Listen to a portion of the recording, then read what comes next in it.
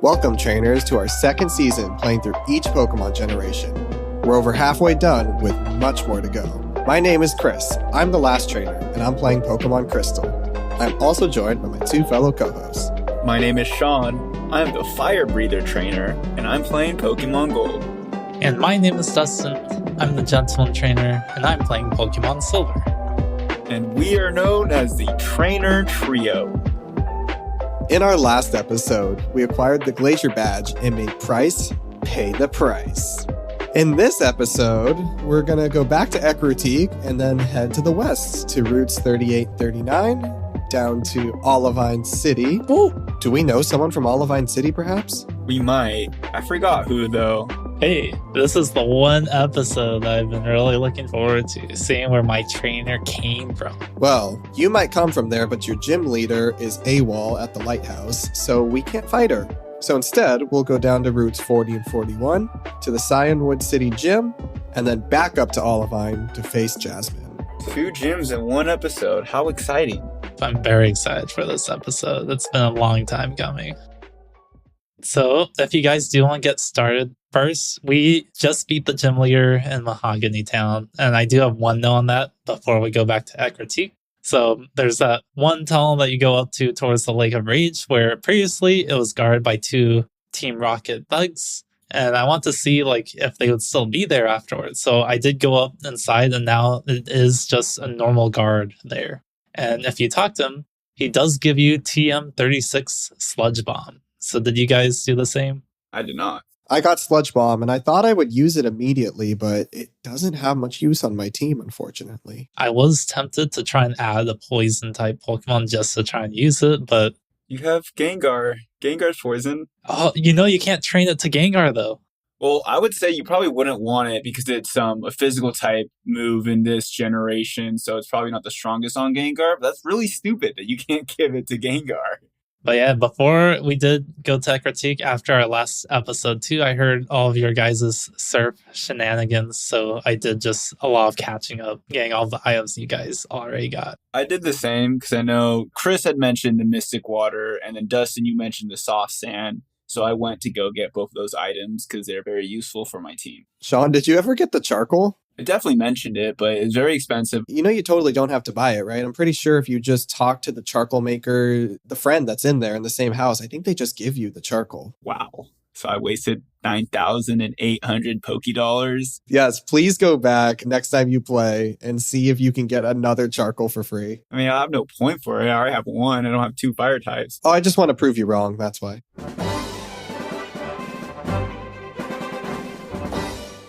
I have a lot to say on Route 38.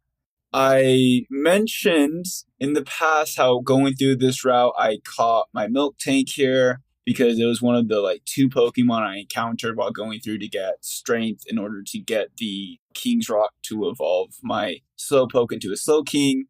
And then also, I made brief mention that I got my Metal Coat here. So now I'm going to tell the story of getting my Metal Coat. And boy, was it a story. I'm so excited. In order to get Metal Coat early in this generation, Magnemite has, I believe it's a 5% chance to hold a Metal Coat when you encounter it in the wild. And again, I believe Magnemite's encounter chance is 20%. And what I had done is we get the TM Thief in the Team Rocket hideout that we just encountered. And so after I got Thief, I knew this was going to take some time. Gave it to Sudowoodo. I went here, just went around back and forth until I encountered Magnemite, used Thief, and it would show an animation if it was holding an item. So some stats is I ran into Entei twice doing this. I ran into Suicune once. My Sudowoodo, because what I ended up doing, it was you get at level 20, and then since it wouldn't be able to run away from most of the Pokemon, I would just faint them until I would be able to run away. Fun fact, I still couldn't run away from most Raticates, and I got from level 20 to 27 doing this. My estimate is it probably took me 4 hours to do this. And the best thing ever is right when I got it, I saved. 5 minutes later, I don't know what happened, but my Game Boy just restarted. So if I didn't save, I would have been devastated. I cannot wait to see your total playtime now at the end of this episode. Oh, yeah. I think it was accounted for in last episode is when this all happened, but I'm telling it right now. So still this all happened, and I still believe I had the lowest playtime of everyone. Wow. But my playtime this episode definitely has gone up for other reasons.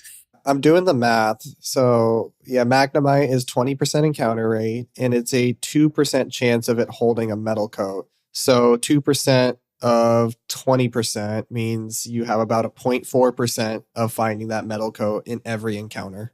Now, obviously, it'll speed up a little bit if you don't find a Magnemite, but still. That means you're going through it, on average, probably 200 encounters to find this Magnemite. I don't know if it took you that long. I mean, it took me 4 hours to do it. If I could guess, probably around 40 to 50 Magnemites is how many it took. But again, that's just a guess. 40 to 50 Magnemites. Yeah, that would make sense. 50 Magnemites would be about 2%. And doing that, I encountered all the other Pokemon you find at the route. I encountered Snubbull a couple times, which I caught because it was a Pokemon I completely forgot existed until I encountered it. If I didn't have Milk Tank on my team, I might have decided to add it to the team, but I didn't. That's a 1% encounter rate. Maybe I should have added it, but oh well, too late. Fine, you got Miltank already, which Snubble's a normal type, right? It is. And your Miltank is very strong on your team so far, taking up after Whitney. I'll be the better Whitney. I think those are all the new encounters in Route 38 and 39 is the 20% Magnemite, and then you have a 4% chance of finding a Tauros. This was also where I did capture my Tauros, which we already mentioned earlier on the previous episodes. I did use him in the battles. So we did quite a lot of capturing in previous episodes in this area, but we're just talking about it right now.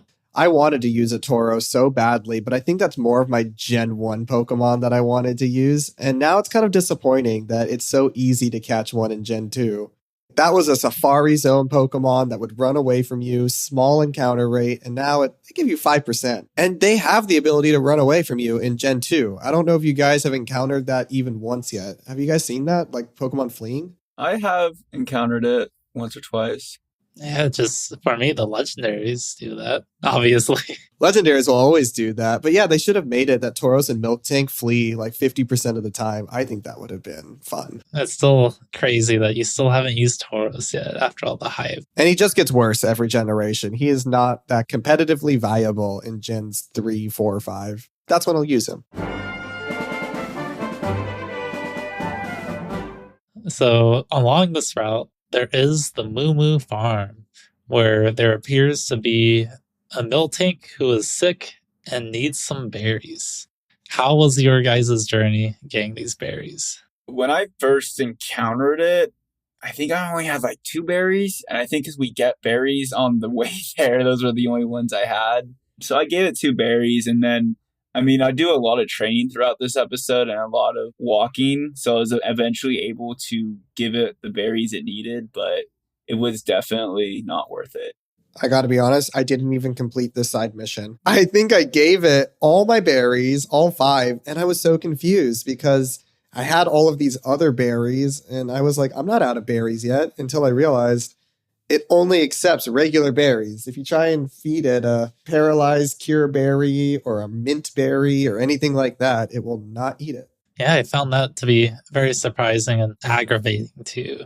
It probably took me the course of a week to even complete this. Just every time I'd hop on, I'd be like, oh, it's a new day. I should go and there's the one tree right by the Moo Moo Farm. So I don't know how long it takes for that tree to regenerate, but I think I count it takes about 4 to 5 berries for you to complete the quest. When I counted, it took 7. Uh-oh, Chris, we need a stat check. Yeah, let us know, Chris. Who's wrong here? Chris? Well, let me tell you, Dustin is not as good at counting because Sean's correct. It is 7 berries, 7 ordinary berries that you have to feed it. And lucky for me, I recently purchased the official guide from Nintendo Power for Pokemon Gold and Silver. Not even my game, not for Crystal, just for Gold and Silver. I think there are only 3 trees that give you berries that at least you have access to at this part of the game. It is in Route 29, that very first route before Cherry Grove, Route 30, right after Cherry Grove, and then Route 38 right there by Moo Moo Farms. I think those are the only 3 trees that will give you berries. So I don't know how long it takes to regenerate those, but I assumed it was once a day. It's probably a little more than that, but that's why I didn't feel like waiting around for a couple days to go farm berries. The prize that you do get is the move Snore, which I have no use on my team. It was definitely not worth the effort. Other than that, I have one other story, which is just about a Poke fan who, when you encounter him, he says, "Do you mind if I brag about my Pokemon?" And then after you beat him and you talk to him, he says, "I will not listen to your bragging. The Poke Fan Club has a policy not listening to other people brag." So that was a very interesting encounter. I just want to talk about my cool little Totodile. And that's all I got. Not specifically for this route, but throughout this episode, I kind of realized that the best way, because I'll talk about this later, but the best way to really train your Pokemon is to start to register trainers and do those battles with them. So I decided, because up to this point, I really wasn't talking to trainers after I beat them, so I wasn't registering any of them on my Pokegear. And so I decided to start registering trainers and start talking to them. So a lot of the ones I did register are on along these 2 routes of Route 38 and 39. And so I did, throughout this episode, probably battle 2 or 3 of them in rematches to train them a little bit. But it's a little annoying that you have to wait for them to call you for the rematch. That brings up another point that we kind of praised Johto just a little bit, that it's a little more open world. You can kind of tackle the gym leaders in different orders. However, if you do what we did and do Price ahead of these 2 gym leaders, you face Price, who has Pokemon that are about level 30. And then the trainers that you face here in Route 38 go back down below level 20. So it's how much experience are you going to get from beating a level 15 Doduo? They didn't do the greatest job balancing Pokemon in this generation for sure. Now we're moving into everyone's favorite city, the one we've all been waiting for, Olivine City. And boy, could I tell you, the first words that came out of Gentleman Oliver Olivine when he came back to his hometown. He was like, Olivine City, it's good to be home. I now return, not just as a former mayor of the city, but as a man who has achieved 5 gym badges. It's time for me to finally beat that gym leader, Jasmine, which I can only surmise has 1 gym badge. Do you think the gym leaders have more than 1 gym badge? What is the process to even become a gym leader? You're asking hard-hitting questions that the Pokemon Company has never gave us answers to. I know right now it's Gentleman Oliver Olivine's goal to beat that gym leader. Really claim the city for his own now. Maybe that's one reason why he left the city, to get stronger Pokemon, try and take her on. That's true. Jasmine's pretty tough there. And you probably, if you were to face her at the beginning, you would have lost. So I'm glad you're going on a Pokemon journey and strengthening up. Before this journey, I would like to make it canon that Gentleman Oliver Olivine did not have a Totodile because he got that at the beginning of this journey. So if he were to have a Pokemon, it probably would have just been Centrant as the first Pokemon I got. So what do we have going on in Olivine? Looks like there's the Olivine Cafe. I know that's where I started because there's a sailor there who gives away HM04 strength, which, let me tell you, that's a great move to teach to my Ursaring. Gave that to my milk tank. I'm trying something new this episode. I won't reveal the Pokemon I took until after a certain point, by trying to one of the new Pokemon I took along. And talking about sailors, there's another sailor in the center of town that sang a song. He only sang the first verse, which I decided to fill in the rest as, my knowledge from being the mayor of this town. And at first he says, "Yo ho, blow the man down." And if you guys want to hear the rest of the song, this is how it probably would have went, where you would say, "Yo ho, blow the man down. In Olivine City, there's no need to frown.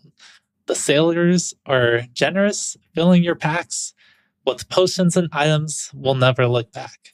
With every ship that sails to the shore, they'll load you with goods and still give you more. That's Olivine City, the best city in the whole of Johto." What do you guys think of my little Up until the end, I was vibing, but Johto doesn't really rhyme. It doesn't rhyme at the end, but I had to add something that, because this is my favorite city now. Just wondering, do you know that Blow the Man Down is an actual English sea shanty? I did not. I did not do my research there. Yeah, I want to say that, like, if you were to listen to it, I want to say SpongeBob or something samples just the instrumental versions of it because they have a lot of sea shanty type music in the background. So if you sing it again, you just have to sing it in like way ho, blow the man down. Oh man, I'll have to just send you this verse and you can do a dub over of what I just say.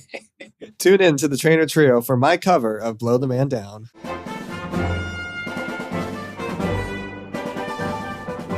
There's another house where you can receive a good rod from a fisher. From there, you can capture a lot of cool water Pokemon.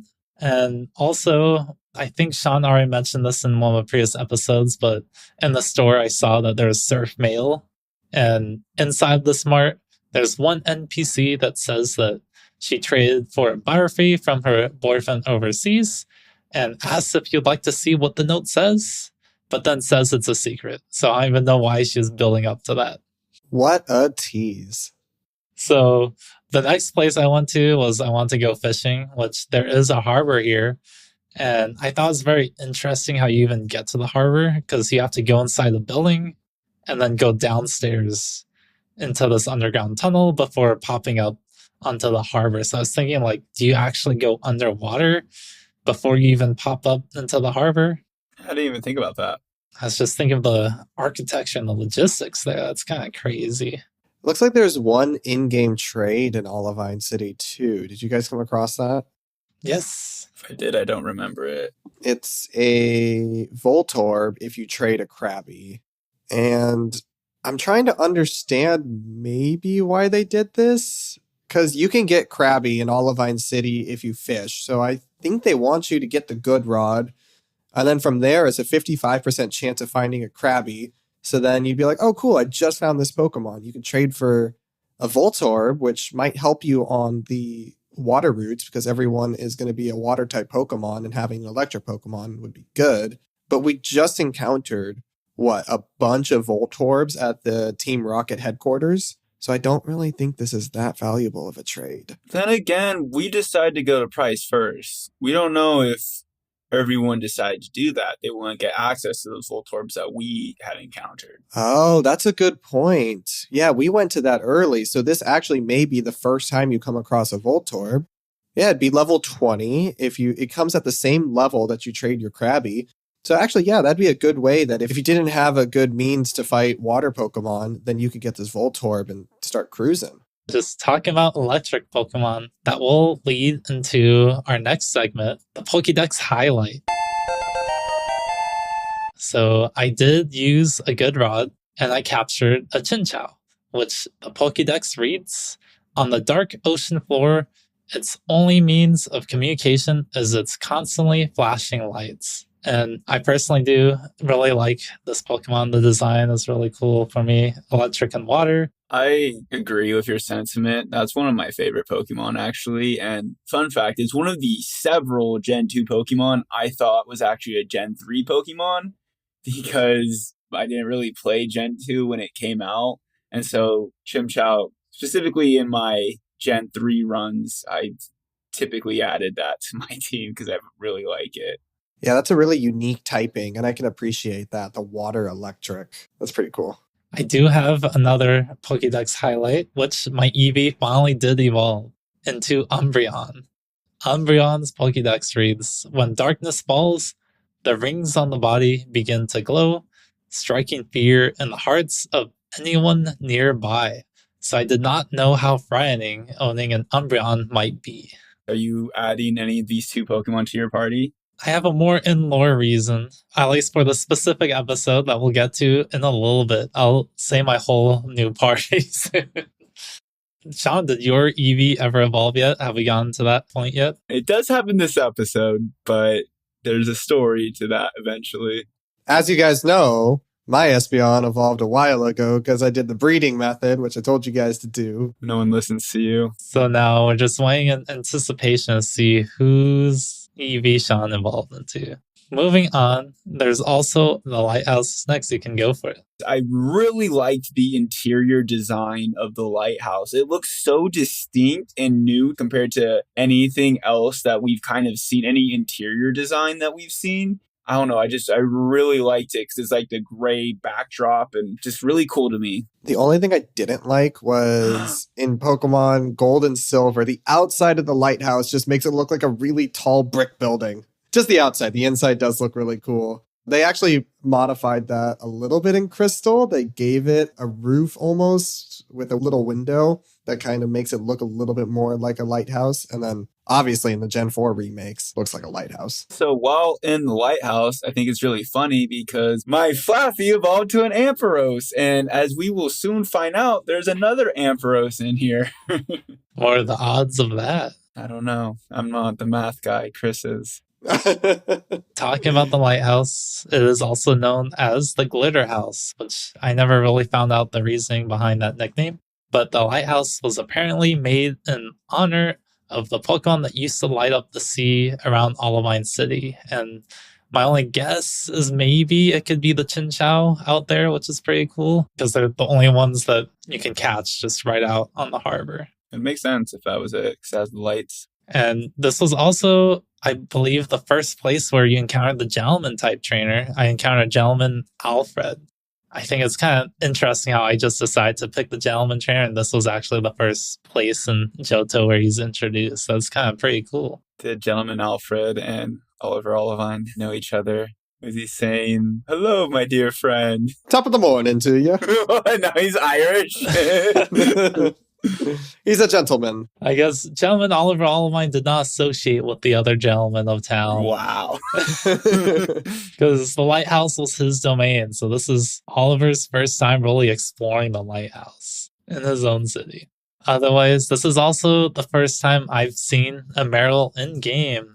It was against a last trainer, actually. And I just made a comment saying that it looked very cute. Like, I wouldn't mind having a Meryl on the team. So I could totally see like how Meryl could have been the next Pikachu. They really tried. I do have another note where a sailor said he always visits the gym when he comes to Olivine City, and then he mentioned the gym leader trained their new Pokemon type without him noticing. And this really caught Oliver's ear because he was shocked to hear Jasmine no longer has water type. In my world, Jasmine was a water type trainer before this new Pokemon type came into existence, or they discovered it. So what is it? What could be this new type that Sean might know a little bit about? I might know, I might not. Who knows?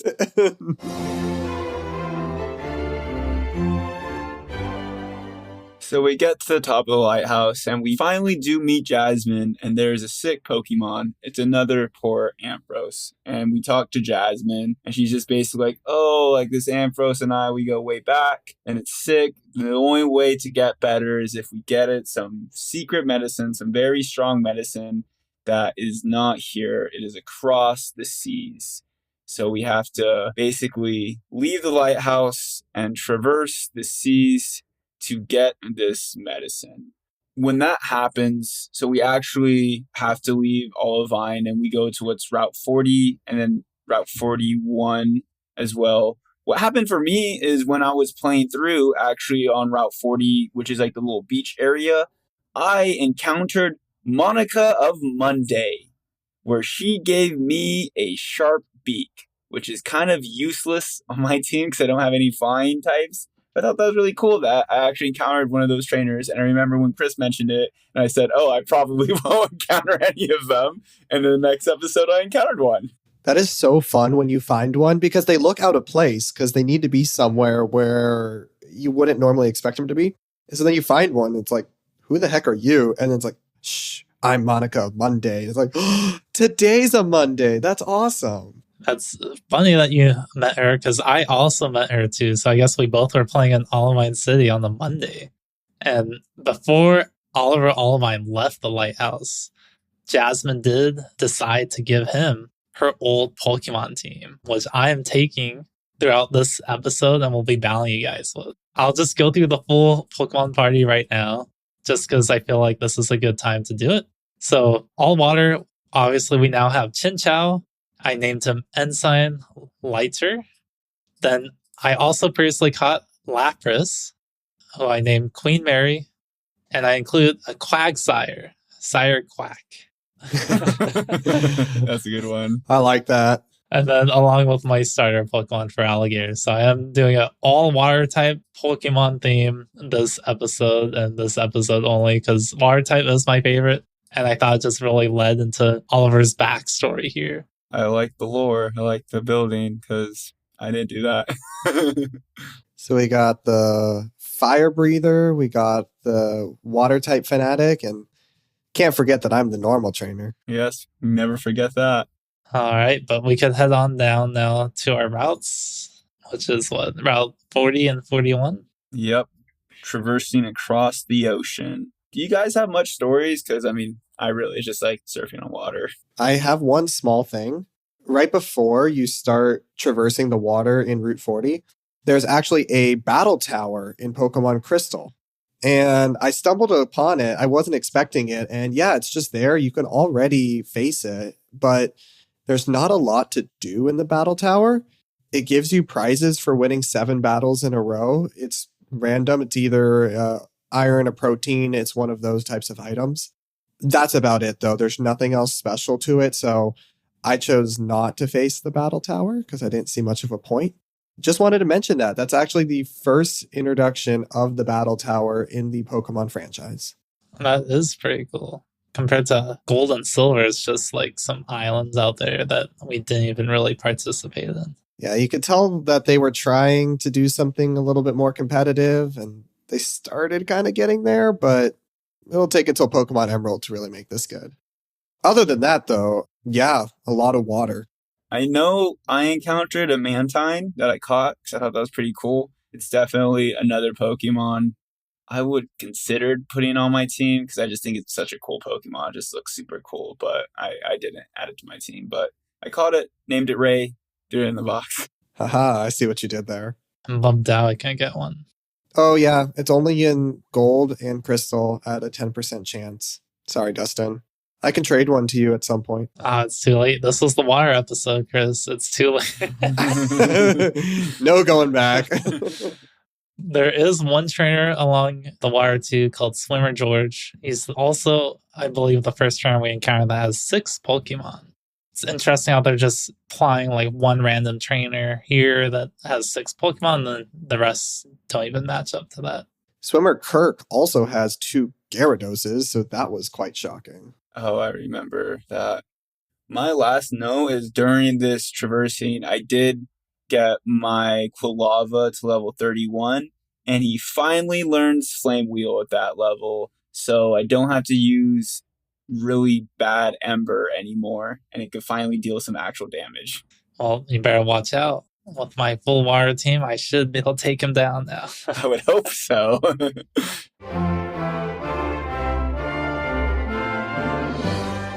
Moving into Cianwood, which apparently has a sign that says 500 years of history, a port surrounded by rough seas.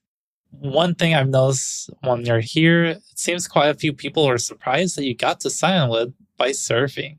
I was just thinking, what other method would you use to even get to this town? Are we trying to be creative here? We might find out.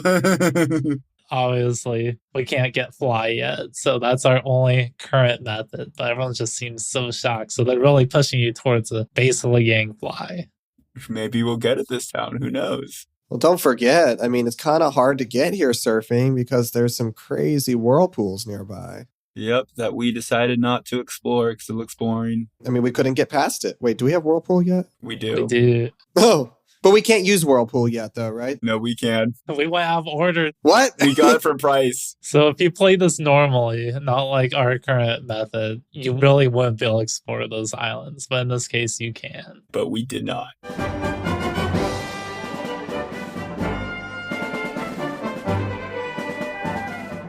Cianwood is kind of boring. It reminds me of that town in Ruby, Sapphire, and Emerald. It reminds me of Dewford Town, but this is another theme, I guess, of like Pokemon Gold, Silver, and Crystal getting an idea and saying, this is a good idea. and the other games building on it way better because that had Granite Cave and all these fun things, and Cianwood felt a little lacking. Yeah, it definitely wasn't a lot. But there is the one house you go into, and the guy was saying, I don't remember exactly, but he said like, oh, this person was like, let's say my Pokemon were weak or something. And he's like, could you take care of my Pokemon for me? And it's a Shuckle. Ah, shucks. Chris, do you know about the item Berry Juice and its relevance to Shuckle? Berry Juice in relevance to Shuckle. You know, that sounds familiar, but no, not off the top of my head. All right. So, obviously, this is the generation that introduces held items. One held item in particular has a special effect when held in conjuncture with a Shuckle. Basically, as long as Shuckle is holding a berry, there's a 1 in 16 chance after every fight that this berry could turn into a berry juice. I don't think berry juice is very good in this generation. I don't remember how much it heals, but in future generations, it's one of the better held healing items that you could get in the game. And so the only way you could get it in this game is if you have your Shuckle hold a berry and it transforms into a berry juice. My jaw's literally on the floor. I'm reading that exact thing on Bulbapedia. And yeah, I mean, that's so weird. Only a Shuckle? How would anyone know this? Is there an NPC that tells you this? Nope. That is what I love about Pokemon too. It's just, there's so many weird things like this, or like even hard to catch Pokemon or evolve, that if you didn't have this game guide or other people that you're playing with that find out these things, like, be basically impossible to find this out. Yeah, because look, Chris, you've been playing Pokemon how long and you just found out about this? Could you imagine if you're the kid on the playground that brought that to school one day and everyone's just like, how did you get that? Like, they think you're cheating. I think this is only in Gen 2, and you're right. If I came to my friends and said, oh, you can get a berry juice 1/16 of the time if your Pokemon's holding a berry. My Pokemon don't do that. Oh, it's only Shuckle. It's only Shuckle. You'd be like, okay, go away.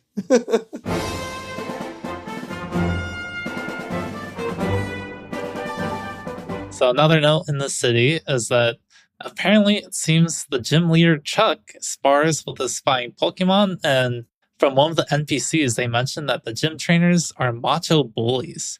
If they stick around, they might come after him. So it seems like the gym leaders here are just bullying the entire town. I guess it really fits that stereotype of fighting type trainers. Jerks. The last note here I have is there is a Pokemon studio where you can basically take a photo of one of your Pokemon and I guess use the printer to print it out. And quite interesting how they're really pushing for that Pokemon printer back in the day and in this generation too. And I never even knew it really existed. One more small thing that happens in Pokemon Crystal only is that if you go to the very north end of the city, you will see Suicune. And Suicune will just hop around a couple times and then run away. I think they were trying to make it so that you see Suicune around a couple times before you get the opportunity to catch it. It always just looks silly because it looks like a static little sprite just boop, boop, boop, hopping. And then also in Pokemon Crystal only, there's a guy named the Pokeseer who will tell you where, when, and at what level you caught a specific Pokemon in your party, which doesn't really have much use. I could see why it wasn't put in the remakes because they just put that information in the bio of the Pokemon. I've mentioned in Pokemon Crystal, if you level up a Pokemon in the route it was found, it gains double the friendship. So this is the only application where I see that useful, is figuring out where you caught it so that you can level it up there and get double the friendship. That's the Crystal exclusives. How exclusive. All right, so now I believe it's time moving into our 6th gym of Season 2, which is the Fighting type gym. And in this, we are still bringing 4 Pokemon in. I already said my Pokemon, if you guys want to reveal your Pokemon teams going into this gym. Yeah, so my team was, of course, my Kulava, Milk Tank, my Slowking, and then my new one, Ampros. Nice. So basically all still same Pokemon as before, just leveling up. How about you, Chris? So my Pokemon are all evolved as well. I brought in Teddy the Ursaring, Wagyu the Politoed, Maggie the Magmar, and Chica the Meganium. Ooh, Meganium? It's been forever since you brought that. We'll have to see if you kept them during your 7th gym badge. I hope not, because if you bring Meganium to that final battle, my water team's going to get dumped. I guess we'll find out. Yeah, how was your gym experience, Chris? My gym experience was super easy. I have one note what I thought was really cool and interesting is that there's a strength puzzle inside this gym where you actually have to use a Pokemon with strength on your team. So I don't remember if there's any other gym in other Pokemon generations that require you to do that. I did train Lapras strength, so that's the Pokemon I took in. No, it's funny that you said that because I put that same note that I thought was cool. You know, for the fighting gym, we have to use strength. I really did like the design of the puzzle too, because I didn't figure it out in the beginning. I messed up once or twice to figure it out. I liked it. Any stories on just the little guys before heading into the gym leader? No, but when I got to the gym leader, it's cool how he broke a boulder. That was crazy. Yeah, he tries to scare you by having a Pokemon throw the boulder. And I thought that's really scary because our Pokemon can only push boulders, but this guy has Pokemon that's throwing boulders. It was really cool because every other gym leader is just standing there talking to them, but this guy has like an actual intro. Yeah, my gym experience was not that interesting. I was really disappointed when I got to Chuck because he only has 2 Pokemon. He has a Primeape level 27 and a Poliwrath level 30, which, those are 2 strong Pokemons. They're both fighting types, and I liked seeing Poliwrath because I have the other stage. I have Politoed, but I don't know. I was looking for something a little bit more. This is our 6th gym leader, and the guy has 2 Pokemon and barely even level 30. So I don't even have that many notes. I know I went in for Primeape and just rushed him with my Ursaring because Primeape doesn't have the best defense. And I know that sounds like a bad idea because it's a fighting type Pokemon, but its only fighting type move it knows is Karate Chop, which is a 50 power move. And then Poliwrath, a little bit more. It knows Surf, it knows Dynamic Punch, it knows Hypnosis, but I brought in Meganium for this fight, so I was able to take it down after a little bit. That's it. I really wish I had more to say with Chuck, but he was not that interesting. Yeah, I think just this generation as a whole, it has a real problem of the mid game. Because I think the very beginning, like the first couple of gym leaders were all really difficult. Even though they still didn't have many Pokemon, like people to this day are still scared of Whitney and her milk tank because of how difficult that was as a 3rd gym. But I don't know, everything beyond Whitney, it just kind of feels like a lag. My experience with Chuck wasn't too eventful either. I had my Cinder the Quilava, took down Primeape, which is 2 Flame Wheels. And then when he sent out Poliwrath, I switched into my Ampharos and took it down with 2 Thunder Punches. But it was pretty cool because I got hit with the Dynamic Punch and it made my Ampharos fall into confusion. But I completely forgot about this. It was holding the berry to clear confusion because I just gave them random berries. I was like, oh, that's nice. And then Thunder Punch and it fainted. Smart. I'm lucky that I did have Chinchou into this gym because I did not know the type of Pokemon he had going in. And when I saw Poliwrath, it would have been very difficult to beat Poliwrath with an all-water team. So got lucky there, was able to beat him just with my Chinchou. He did evolve into Lantern. I really like the visuals of this line. Just the blue and yellow, electric and water. But we all beat Chuck. We get the Storm Badge. Level 70 Pokemon can now obey us, and we can use Fly outside of battle. And we do receive the TM01 Dynamic Punch. And if you talk to Chuck after BM, he says from now on, he'll be training 24 hours a day. So that will be quite a commitment. I think it's pretty funny that after you beat Chuck and then you talk to his wife who gives you Fly, she calls Chuck chubby. He is a little chubby if you've seen his artwork. And if you guys did talk to the Shuckle owner, you can actually return him back. I don't know if there's any reward for doing it, but I didn't want to have that Shuckle on my team. What's wrong with a Shuckle? Everything's wrong with Shuckle. I'm waiting for that Shuckle to be useful in battle. It will happen. Yeah, so it was at this point after we beat Chuck where I decided, you know what? I want my Eevee to evolve because it's still Eevee at this point. And so that's why, for our listeners, there was a pretty long gap for us to finish this episode because I was the one lagging because I really wanted to evolve my Eevee before we filmed this. So this was when, because I already mentioned I got the trainer numbers. I was really just like running all over the map. I would also decide just to train my Pokemon because I kind of wanted my Quilava to evolve also, which, spoiler alert, that doesn't happen, but I wanted to get close to that level for it to evolve. But the main goal is I want my Eevee to evolve. And so I even spent money to buy in the back in Goldenrod City where the department store is. You could get the vitamins because giving those to your Pokemon increases its happiness. They're really expensive. But at this time, I went back to my mom, who's been keeping a lot of my money. I didn't empty my savings account, but I got a decent amount of money from it. Went back, bought, I think, at least 3 HP ups that I gave to my Eevee. And so probably within real time, this probably took me like a week, but like in Pokemon game time, probably like 2-3 hours of that just to get the happiness up to evolve my Eevee to another one of my favorite Pokemon, Umbreon. I knew it. Oh. I had to love Umbreon. And so my Eevee's name, I nicknamed it, which I never revealed until now, Darkness. Darkness. So brooding. Well, I guess one of these times we might both have it on our team. And do you still use your Airreap that you caught? Oh, no, I don't. That was just a one-time thing. I guess another little note. Umbreon was the second Pokemon I ever got to reach level 100. So I have a cool connection with that. I will reveal the first one in the next generation. My first level 100 Pokemon. I know it is because Dustin got mad at me because I lost that game. So I'll never forget, but I won't spoil. So after all of this, we all have our Eevee evolutions. We'll see who gets to keep which one. What else did we do, Chris? We go to the Cianwood City pharmacy to get that secret potion that we were sent on a mission to get. Otherwise, this whole trip would be useless.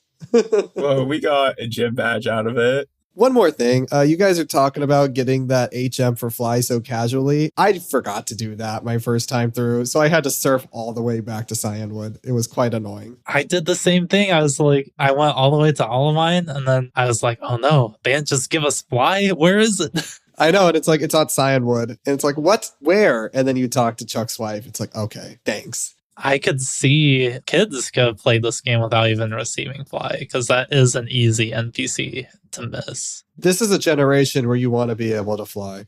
Now, finally, we go back to Olivine City to face off against Jasmine. So you do give her the potion, and Jasmine returns to the gym. Which Pokemon teams did you bring into this one? I guess I can go over it one more time, which is Lantern, Ensign, Lighter. And I also have Lapras, Queen Mary, Quagsire, Sire Quack, and for Alligator, Admiral Todd. I have almost the same team. I have Wagyu the Politoed, Maggie the Magmar, and Chica the Meganium. But I swapped out my Ursaring for Shuckle because Shuckle is the MVP of my team. I think Ursaring would be way better. Yeah, you bring in the rock type Pokemon against the steel gym.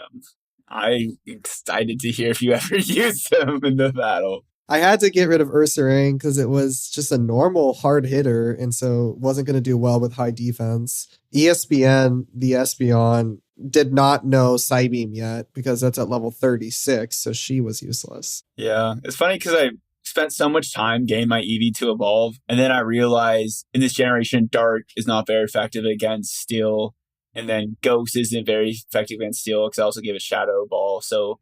And then it had Tackle, or I think Quick Attacks. I'm like, it's completely useless in this gym, so I can't even use it after spending all that time. Well, everyone listening, I have finally evolved the horrible Onix into Steelix, and it is crazy. Because so even in the run itself, I always did think Onix has been serviceable, but just the difference in its defense from an Onix to a Steelix is insane. There's so many times where I would see like a Pokemon attack it and it'll only lose like 1 to 2 HP. I'm like, this is crazy. How are you supposed to take it down? So my co-host will be able to see the power of the Steelix after clowning my Onix for so long. So I have Rocky the Steelix, which also is very sad. That's I got the traded Onix. I can't change its name because Rocky doesn't match a Steelix, but I digress. Rocky the Steelix, Pikafluff the Ampharos, Thinker the Slowking, and then my guy, Cinder the Quava.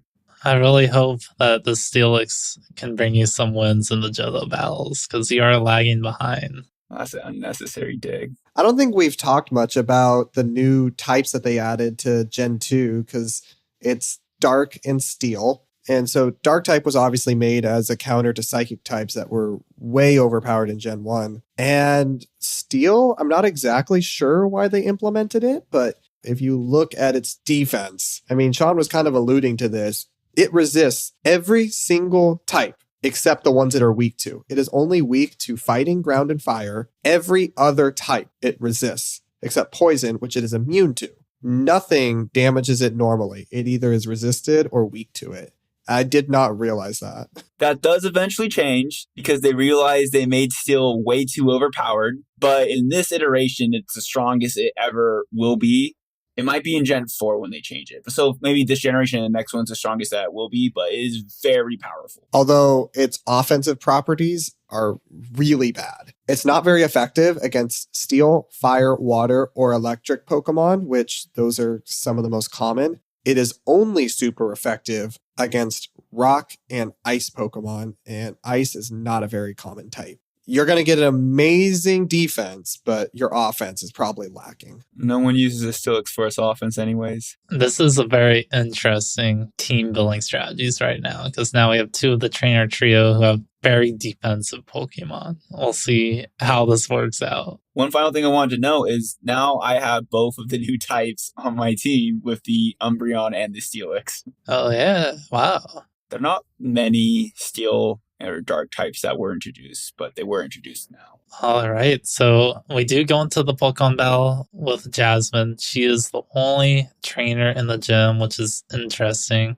This is why gentleman Oliver Olivine has to take her place as the new gym leader, coming back for her title. So I don't really have any notes. I thought it was interesting, though, that she has two Magnemites. Are Magnemite even Steel? It is. Oh, so they did make Magnemite Steel in this generation. Yeah, they retroactively made it Steel. Yeah, it's really confusing in Gen 1 when you fight it, and it's only electric, because I keep thinking, oh wow, this is a really good defensive Pokemon. But in Gen 1, it's only electric. Otherwise, I only had trouble against the level 35 Steelix, which was her last Pokemon. It did take out two of my Pokemon, but I ended up winning with Lapras. When I went in, I wanted to show her who was the boss and use my Steelix against all of her Pokemon. Which, I mean, it one-shot Magnemite, the first one with a dig, and then she sent out her Steelix, and I used dig, and it did, like, no damage. And I was like, I don't want to be here all day, so I switched in Quava and took it down with a Flame Wheel, and then I just finished up with Quava. Funny enough, I started this gym battle throwing out Chuckle, because I've been trying to level it up as much as possible, because it's not the best Pokemon. But... she actually has really interesting Magnemites because they know Thunderbolt, Supersonic, Thunderwave, and Sonic Boom. So as long as you resist electricity, you're usually okay here. But I mean, this Pokemon has the potential to paralyze you, then confuse you, so you only have a 1 in 4 shot of attacking.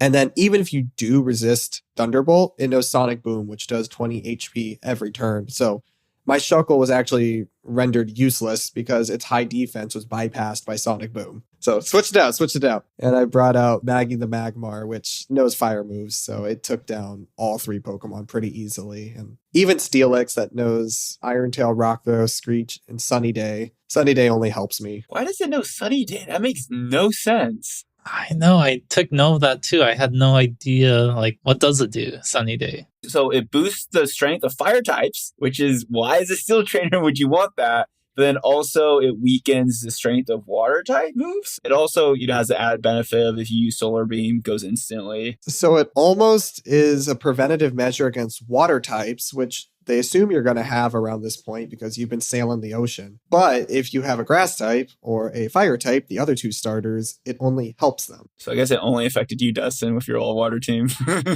Yeah, took out 2 of my Pokemon. All right. You do beat Jasmine. You get the Mineral Badge, which raises Pokemon's defense. And Jasmine does give you the move TM23 Iron Tail. Did you give that to Steelix, Sean? I did, but how I do these is since the gym battle happened, that's when I saved and like I'm using that team. So it's not going to be reflected on my Steelix in the battles we do, but I did add it to my Steelix because that's just Steelix doesn't learn any steel types by level up.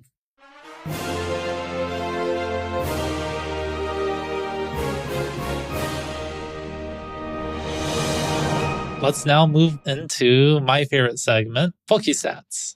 We'll go over our total time first, starting off with the person who played the least, Sean.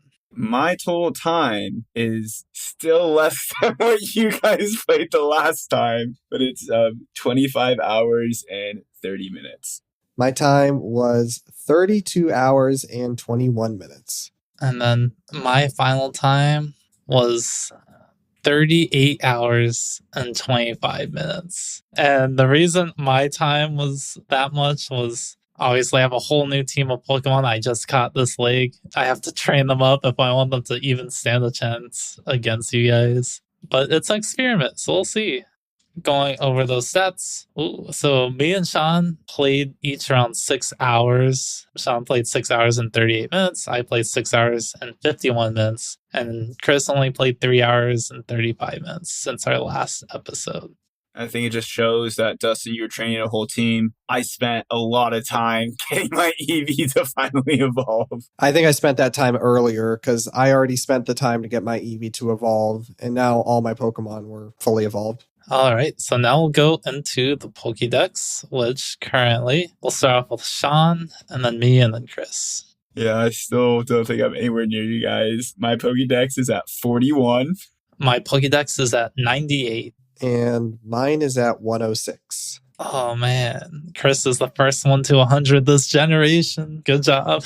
I will say this is a little hard to compare because I can find different Pokemon in my game that you guys can't. And I've now traded with both of you guys. I had to trade with Sean to get him his Pokemon, and I've traded with Dustin's. I mean, that's just what makes it fun right there. We really have the potential to fill out almost all of this Johto Dex outside of the elusive Celebi. And it is interesting. So I'm just looking at the stats from the first generation. It does look like that third game does have the advantage because I was the first one to get to 100 also in Pokemon Yellow. And I got to 100 at the 6th gym, which this is like a combination of the 6th and 7th gym. So it looks like we're on par there, getting to 100 by that mark. So now let's go over our Pokemon team and levels. One final time, we'll start off with whoever had the lowest levels, which should be Sean, me, and then Chris. Starting off with me on all these stats thing. Well, I don't think I'm going to have the lowest levels now because I realized I have the lowest levels and I didn't like that, so I spent some time training them. So starting off with Rocky the Steelix at level 34. And then I have Pikafluff the Ampharos at also level 34. Thinker the Slow King at level 35. And then Cinder the Kalava at level 35 also. So I had the Lantern and Sign Lighter at level 30. This episode, my levels are not going to be that good. I spent all this time, I was just done after a certain point. Lapras, Queen Mary at level 30. Quagsire, Sire Quack at level 28. And for Alligator, Admiral Tot at level 31. So my levels are way lower than Sean's currently. Mine are a little bit lower than Sean's. So my team was Wagyu the Politoed at level 33, Maggie the Magmar at level 34, Chica the Meganium at level 33, and Shucks the Shuckle at level 31. So definitely looks like I'm giving you guys the advantage this episode. I mean, it was an experiment. I knew what would happen, but we'll really see what the battles coming out. So I only leveled up about 0.5 levels since our last episode. Chris was 3 levels, and then Sean at 7 levels since our last episode. Dang. Tired of losing. Well, I figured Dustin would be getting his Flower Gator soon, and so I was hoping to get my Typhlosion, or at least get pretty close to it. But I want my fully evolved starter too.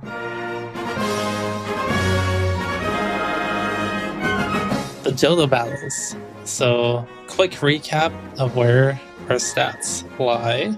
Currently, I am 7-3, Chris is 5-5, and Sean is 3-7. So, our first battle tonight will be me versus Chris. Oh, My God. I mean, you should have expected that. I'm a jerk. I started with Meganium. let's see what I can do here. Just showing off your reflect, I see. Water is resisted. Come on. What are you doing? Come on, that's the... Oh, ice is effective. All right, fine, I'll take you down. I was trying to be coy. Oh, a miss. Oh, a miss. Come on, Lapras, Queen Mary. Go for it. Go for it. Yeah. Oh, Dustin! Don't call it a comeback. That's what you get for messing around, Chris. Don't play with your food. Sunny day. Oh, Oh, it's still a crit. Thunder Punch on Magmar. I mean, it's a special move. But now you're both handicapped. Hypnosis. Come on. I forgot your Waigu moves. Oh, and Rain Dance. You have all these elemental moves. Wow, 3 turns asleep. Oh my god, you have a Goldberry? Yeah, I had it on my Feraligatr, but recently I gave it that Mystic Water. Oh, I should have just taken him out, huh? I forgot he has should've. electric. Lantern is electric. It does not deal that much damage. I mean, still. Oh, with the paralysis, you still have a chance. Come on, Lantern. Oh, last Pokemon. Oh, not the Shuckle. All right. For the first matchup of the night, it was Dustin versus Chris. And Chris decided to be a little meanie head, and he started off the battle with his Meganium, Chica the Meganium, and Dustin had Sir Quack the Quagsire. And so, first turn, Dustin didn't decide to switch out, so you probably know what happened. Chica used Razor Leaf, took out Sir Quack instantly. Then Dustin sent out his Admiral Taunt. And this time, Chris was feeling a little confident. So he used Reflect, he used Synthesis, he was just messing around until Dustin realized that his Admiral Taunt knows Ice Punch, and that ice is super effective against grass. And when he realized that, Dustin was able to get some chip damage off on his Chris's Meganium, and so Chris did take down his Feraligatr, Admiral Taunt. And then Dustin sent out Queen Mary the Lapras, which is a water and ice type. And Dustin, with the newfound knowledge that ice is super effective against grass, used Icy Wind. And then also, very unluckily, Chris had a Razor Leaf that missed against Lapras. So Dustin was able to actually take down Meganium when it was looking like Meganium might just solo Dustin, which was very, very interesting. Anywho, Chris then sends out Magni the Magmar and decides to use Sunny Day to try and weaken Dustin's all-water team. But Dustin uses Surf, which was a critical hit that almost took the Magmar completely down. Eventually, Dustin was able to take down the Meganium, and then Chris sends out Politoed, to which he uses Hypnosis, eventually takes down Lapras. And then Dustin's last Pokemon, Ensign Lighter, the Lantern, which is a water and electric type. And then also Chris put up a Rain Dance, so water types are just hitting really powerful right now. Anyways, going back and forth, Dustin was able to paralyze Chris's Wagyu, the Politoed, was able to take it down, and Chris's last Pokemon, the Pokemon that's been holding him back this entire time, all shucks the Shuckle, and Dustin took him out really quickly. So, a match that was really looking like Chris could just solo with one Pokemon, he ends up losing. Any words you have to share for the audience, Chris? When a 95% accurate move misses, then you get critted against. The Poke Gods are not in your favor. Chris, I don't think they're in your favor because you were playing with your food. You could have just kept on using Razor Leaf to take out basically all of Dustin's team, but you decided you wanted to use Reflect and Sip and Sis and have some fun, so you kind of deserve that. I did not know Ice was super effective against grass. I was just choosing what moves I had, and after learning that did help me a lot. And yeah, Chris, this was your one chance to really beat me down. All water team too. Moving into our next matchup, we'll do me versus Sean. I definitely have to swap out there. Oh, that still does so much. It's because it's normal effective. It's a water type kid. Oh, the berry! It came in clutch again! I told you I had it on him. Oh, I should have done Quagsire. Yep. Oh, Ice still so much. It's because it's super effective to ground, which it's not effective to water, so it just hits for neutral. Oh, missed. Oh, come on. This game of the switches now, huh? Oh my god, this is not gonna go well. Critical hit. Disable. What was disabled? Body slam. Body slam. Luckily, I have another 80% move. Strain. Oh. 2 normal type moves on them. Oh no, it's over. What can you do? Disable lands. See, I really wish I had Iron Tail right now because it'd be super useful. Oh, I didn't switch. Oh, thank you. I thought you would. Oh. I got sidetracked. Just this is gonna be a long game. Please tell me you're going to use a water move. Survive, yes. No. Paralysis. All right, Thinker's out. All right, 2-on-2. This is difficult. Okay, I just have to see what Ice does to steal. Oh no. That's all I can do. Stall. Why are you using ice moves? You know how hard it is not to say stuff? No, I'm so happy you're not. I'm not a type specialist, guys. I really can't do anything because you resist my electric type, so this is... Oh my god! Oh, critical hit! And a critical hit back! For the second battle of the night, we did me against Dustin, and this was a battle. It was close all throughout. Basically, I led with my Pikafluff Ampharos, Dustin led with his Queen Mary Lapras, and there was a lot of switching that was happening all throughout this battle. Dustin at first switched to his Lantern, and my electric types with my Ampharos were still doing decent amount of damage because although electricity type resists electricity, because Lantern also has the water type, it basically makes it like it's a neutral attack with all my Thunder Punches. So I was able to take down his Lantern. But then Dustin realized he had a Quagsire, which is a ground type, which completely neutralizes my Ampharos. And so it was basically me switching in my Steelix and my Ampharos a lot, and Dustin switching in between his Sire Quack, the Quagsire, to his Queen Mary Lapras. But eventually he did switch out to his Admiral Tot and forgot to switch out while I still had Ampharos, so I was able to take him down with a Thunder Punch.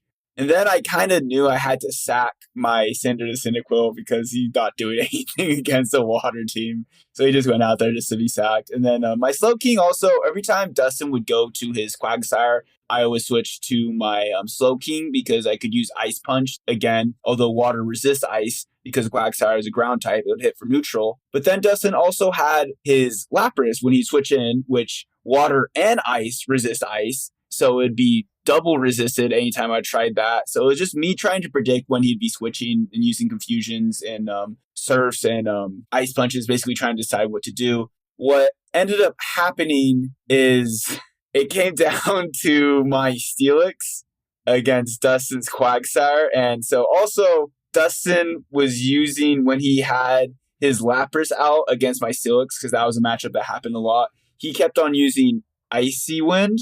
But Dustin, so Steelix is a ground and steel type. And if you use Surf, that would have hit for super effective. As Ice just hits for neutral. So if you use Surf against my Steelix, I probably would have lost here. But Dustin didn't. And spoiler alert, I was able to barely win with my Steelix at the end there. I feel like these battles are just me learning a lot. Like, I'm definitely becoming a better trainer battling you guys. That was painful, let me tell you. It was. So that was a match I probably shouldn't have won, but I was very lucky to win. I am honestly quite surprised how effective this all water team was, and I wasn't able to train them up to like the same levels as you guys, but I at least made sure that even though for Alligator was the only pure water type, I wanted to make sure the other 3 Pokemon at least had a second type, just to at least cover that. It was smart, and honestly, you did pretty effective with your water team. Water Pokemon are pretty strong. Yeah, you did a pretty good job. So let's move into the final matchup, Chris versus Sean. Oh, shucks. Oh, Rap strategies. Oh, that's super effective. I didn't expect to go first. Was that my It was your Quick Claw. It screwed you over. I think you have to switch out here, Chris. The 2 sturdiest Pokemon against each other. I am happy for Sean that you have Steelix now, because Steelix is way stronger than Onyx. Why would you use Rollout, Chris? It is literally double resisted from my Steelix. I just need to get rid of this Pokemon. It's not doing me any favors. Oh, these are pro strats. Oh, of course a crit. Oh, not the Hypnosis. Oh, but it hits. There we go. That one hits. It's like I had Mint Berry on one of my Pokemon that wasn't the one that Chris put to sleep, which Mint Berry makes the Pokemon wake up after it falls asleep. I feel like we're playing a very competitive Pokemon right now. We're only picking like 4 Pokemon that we've basically been using most of this game. And it's interesting trying to pick like, all right, what works really well, which that has been quite fun. Oh, Steelix just got taken out by Waigu, the Politoed. They each only have 1 Pokemon down now. This is very intense battle right now. You're at turn 22. Oh, what? And that was Fire Punch. This is really becoming a chess match right now. Oh! He still had Quick Attack. Look at that. The sleep strats are still very strong. It's stronger than my Politoed, that's for sure. I just realized Sean has the 2 trade evolutions now. I really enjoy being able to trade now. It's made it really fun. Hey! Now for the final match of the night. It was me against Chris, and this was a crazy match too. So Dustin and Chris's match, that was 19 turns. Mine and Dustin's match was 28 turns. This match was 32 turns. So I am stuck in these long battles, but it was just another game with just a lot of switching. I started off with Steelix. Chris started off with Shuckle. Shuckle kind of is not good at Pokemon, so I was able to take it down pretty easily. But then, yeah, it was just really Chris's last 3 Pokemon, his Magmar, Meganium, and Politoed. He just kept on switching in between the 3 while I was switching between all 4 of mine. Chris was just able to get very, very luckily, he got my Slowking to fall asleep, and Slowking was asleep for at least 4 turns. So because my Slowking was asleep for a very long time, I wasn't able to really use him to do much damage. And so I was just kind of using him as a switch in to like take hits. But I wasn't able to pull it out in the end because Chris's Politoed is just really tanky. But if I would been able to take out Politoed, I probably could have won there. But Chris won with both his Politoed and his Meganium was still alive. And so Chris, yet again, is 1-1. 1-1, baby! That is some consistency you have there, Chris. Yeah, I probably wouldn't have won without the Hypnosis, so I don't know. I may be getting rid of that going forward, though. Chris, you've been literally doing this since Gen 1, and now you're saying this? I mean, there is a counter, which is if you have the Mint Berry and have your Pokemon hold it, they'll wake up. So, going over the final rankings for the Johto Battles currently, after our 6th episode, which is this one, I'm still first, 8-4, Chris is 6-6, and Sean is 4-8. These are really tight battles. Last episode and this episode, we each went 1-1 against the exact same person. So, Sean has an advantage against me, I have an advantage against Chris, and Chris has an advantage against Sean. I've only beat Chris once during these matches. How do I keep losing to Dustin then? Because you keep playing with him.